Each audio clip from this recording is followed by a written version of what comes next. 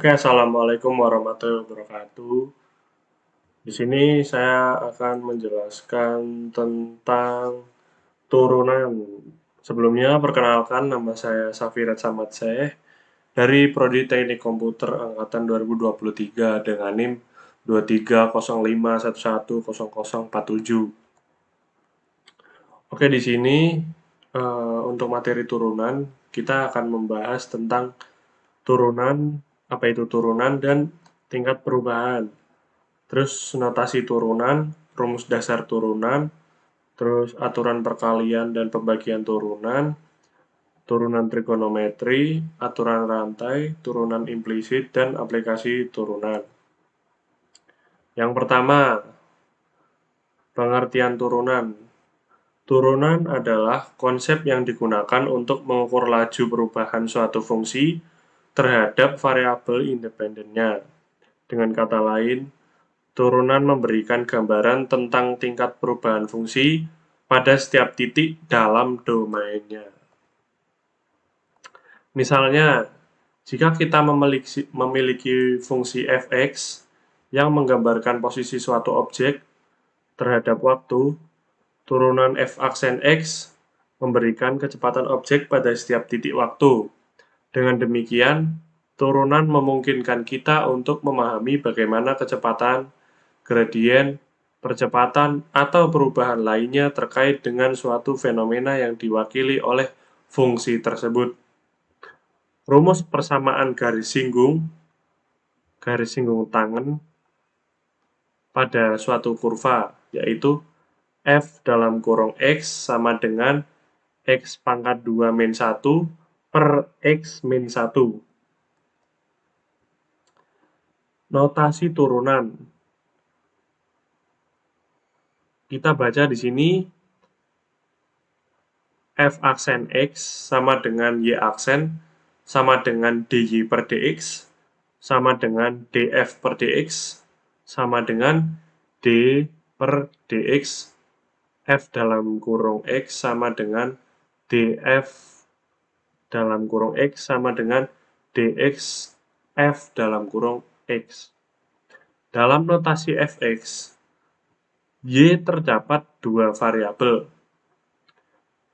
Variabel pertama yaitu x sebagai variabel terikat dan variabel bebas yaitu y. Selain itu, dengan mengetahui bentuk notasi, kita dapat menentukan orde dan derajat dari persamaan diferensial. Kita di sini menampilkan 3 rumus dasar turunan. Yang pertama ada d per dx dalam kurung x pangkat n. N itu kita nggak tahu ya, karena kan tergantung soalnya, kita mau ngasih berapa terserah. Sama dengan n x pangkat n min 1. Kemudian yang kedua, di sini ada d per dx dalam kurung c sama dengan 0. Yang ketiga ada d per dx dalam kurung x sama dengan 1. Rumus dasar ini digunakan untuk sebarang n dalam bidang rel. Rumus dasar tersebut juga berlaku ketika terjadi operasi penjumlahan dan pengurangan. Contohnya di sini kita ada d per dr dalam kurung r pangkat 3 sama dengan 3r pangkat 2. Kemudian di sini ada dy per dx sama dengan d per dx d per dx x pangkat 4 min 6 d per dx dalam kurung x pangkat 2 tambah d per dx dalam kurung 4. Di sini kita bisa menentukan hasilnya yaitu 4x pangkat 3 min 12x tambah 0 sama dengan 4x dalam kurung x pangkat 2 min 3. Aturan dari perkalian dan pembagian. Ini produk rule-nya. Di sini d per dx dalam kurung f, dalam kurungnya ini dalam kurung kotak ya, yang besar, f dalam kurung kecil X, G dalam kurung X, terus dikurung tutup pakai tutup yang kotak besar. Sama dengan F dalam kurung X, D per dx dalam kurung kotak besar, G dalam kurung X, kurung tutup kotak besar. Ditambah G dalam kurung X, D per dx kotak besar, F dalam kurung X, tutup. Kemudian untuk quotient rule, di sini D per dx dalam kurung F dalam kurung X, G, X. Sama dengan G dalam kurung X, D per dx, kurung besar F dan Fx, dikurangi F dalam kurung X, D per dx, kurung besar G dalam kurung X, dibagi G dalam kurung X dipangkat 2. Oke, contoh penggunaan product rules. Di sini kita ada soal. Kita punya 2 solusi di sini, terserah kalian mau pilih yang mana. Tapi untuk untuk solusi yang lebih simpel itu terletak pada solusi 2 karena kan di sini ini juga lebih simpel kan. Nanti ini bisa dilihat di sini untuk solusi 1 perbedaannya dia lebih panjang daripada solusi kedua. Jadi kalau menurut saya kalian lebih prefer menggunakan solusi kedua. Tetapi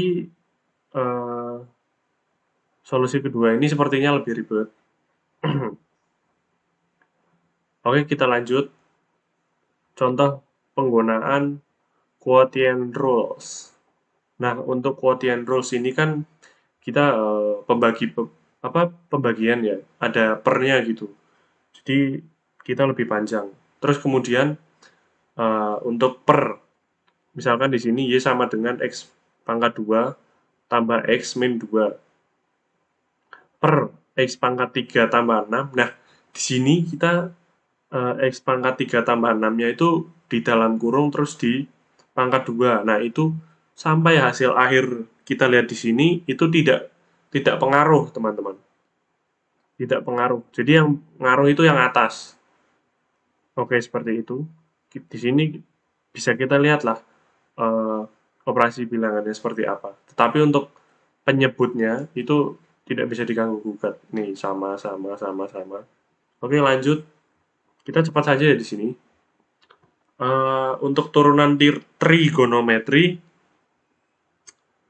formula dasarnya ada D per dx dalam kurung sin x sama dengan cos x. Terus D per dx dalam kurung cos x sama dengan min sin x. Terus D per dx tan x sama dengan sec kuadrat x. Terus D per dx CSC X sama dengan min CSC X COT X. D per dx dalam kurung SEC X sama dengan SEC X tan X. D per dx dalam kurung COT X sama dengan min CSC kuadrat X. Oke, kita di sini pembuktian ya. Pembuktian di sini untuk membuktikan yang tan X.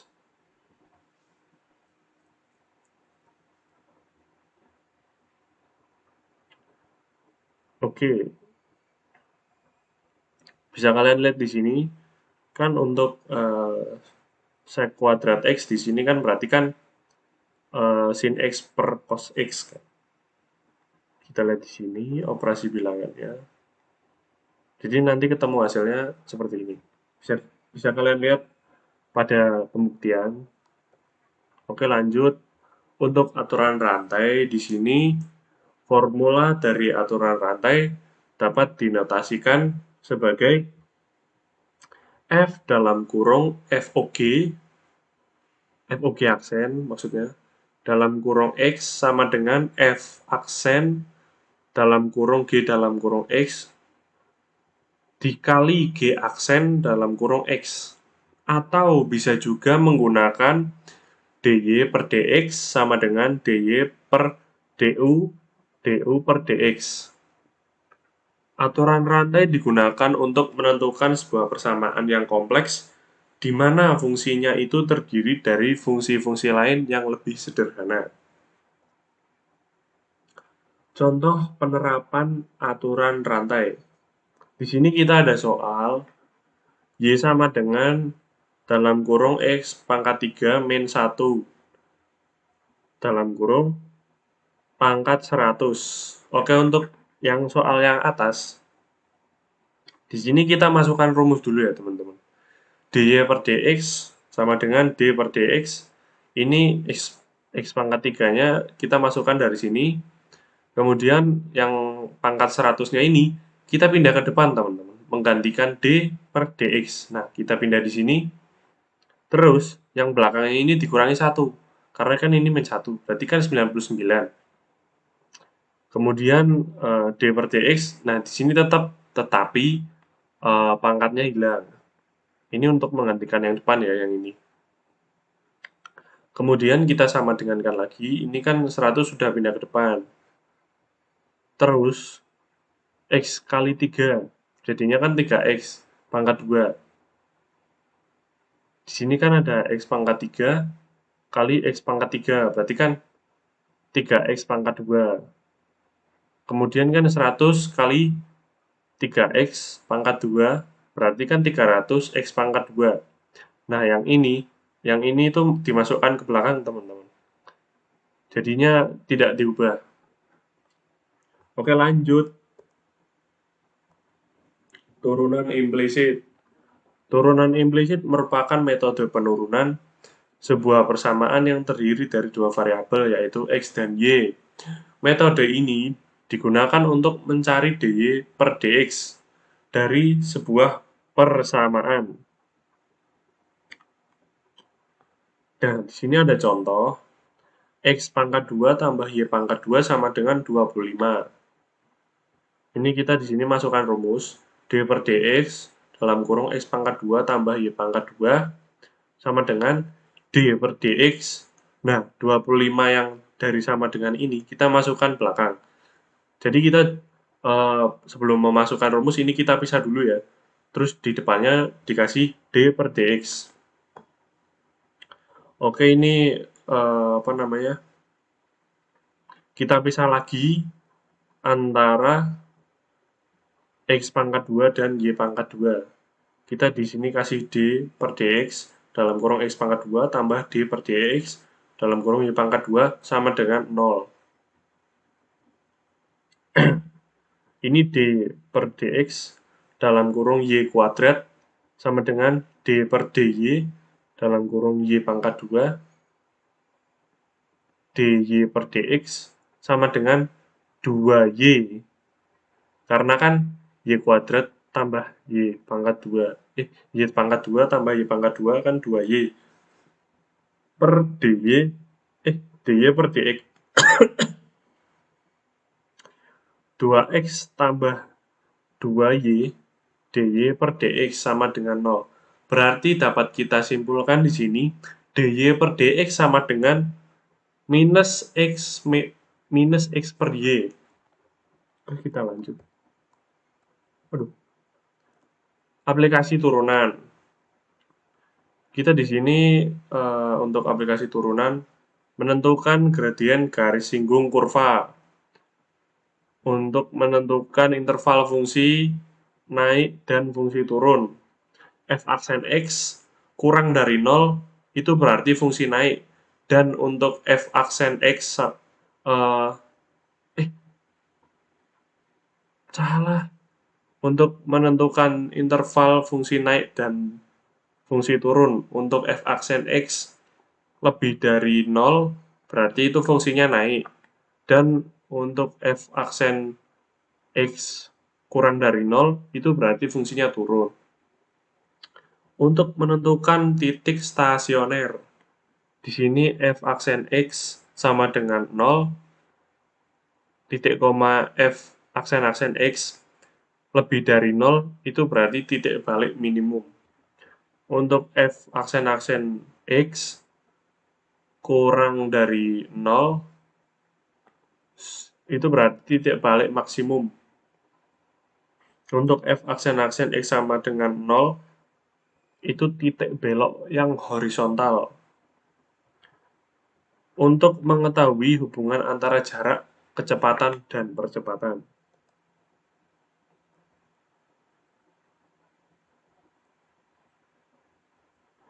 Oke, PowerPoint ini saya ambil dari kelompok yang kemarin maju pertama, kelompok Mas Mufid dan kawan-kawan.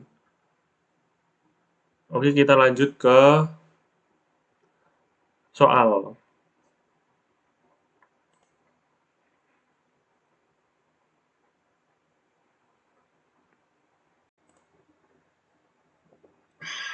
Minum, minum dulu, guys.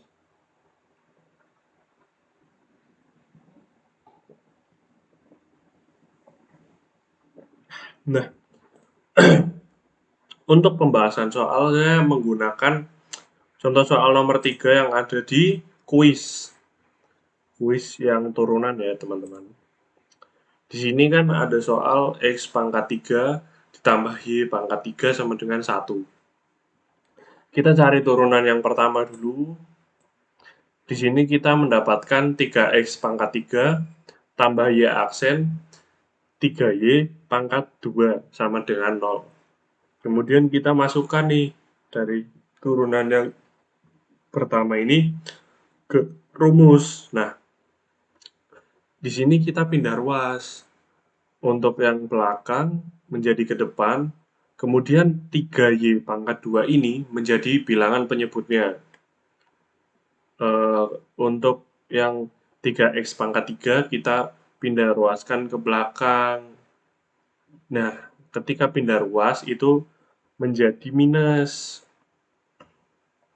Kemudian setelah kita pindah ruaskan, ini kan dy per dx sama dengan dy per dx kan. Kemudian ini 3y pangkat 2 itu menjadi dx-nya, dy-nya kan beda. Kemudian kita mencari y aksen sama dengan ini hasilnya adalah min x pangkat 2 per y pangkat 2. Oke, seperti itu kita cepat saja. Kemudian kita lanjut ke soalan yang nomor 5. Di sini soalnya kan X pangkat 2 tambah XY min Y pangkat 2 sama dengan 4. Kita di sini ketemu XY aksen min 2XY tambah 2X tambah Y. Kita jadikan ini itu kan kita pecah-pecah supaya tidak ada ini nih, pangkat 2-nya kan. Jadi ini kita pakai aksen itu supaya ini pindah ruas ke sini jadi aksen. Kita jadikan biar tidak ada pangkat 2-nya. Kemudian dari yang tidak ada pangkat 2-nya ini, kita cari turunan yang pertama, terus kemudian kita sama dengan 0. Nah, kemudian setelah kita mencari turunan yang pertama, dapatlah hasilnya Y aksen sama dengan 2X tambah Y per X min 2Y. Nah, jadi seperti itu ya teman-teman. Saya Safirat Samatseh, pamit undur diri. Terima kasih. Wassalamualaikum warahmatullahi wabarakatuh.